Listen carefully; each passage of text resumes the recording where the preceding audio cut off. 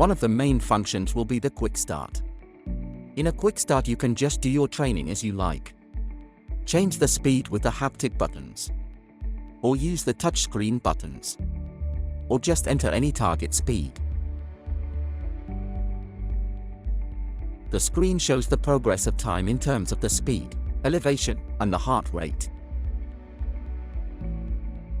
This will be visualized here in the graphs. On the right-hand side you will see some extra functions. For example, the speed shortcuts for quick change of speed and additional functions like the cognitive and the dual tasking exercises. For example, like guess the flag, mathematics, Stroop test and others.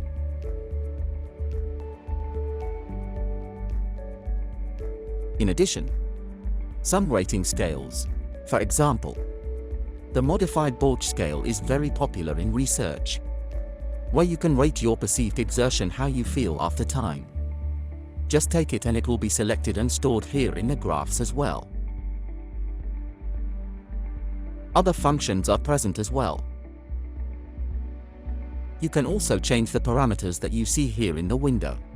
Just go on the settings buttons and change to any other parameter of your interest.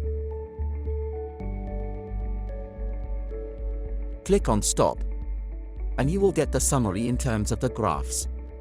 In terms of the parameters like average or maximum speed, elevation, heart rate, time and distance. This protocol, a detailed protocol, a big list of parameters over time can be saved as PDF or CSV if you connect your USB stick to the treadmill. Click on Stop or go back to the main menu.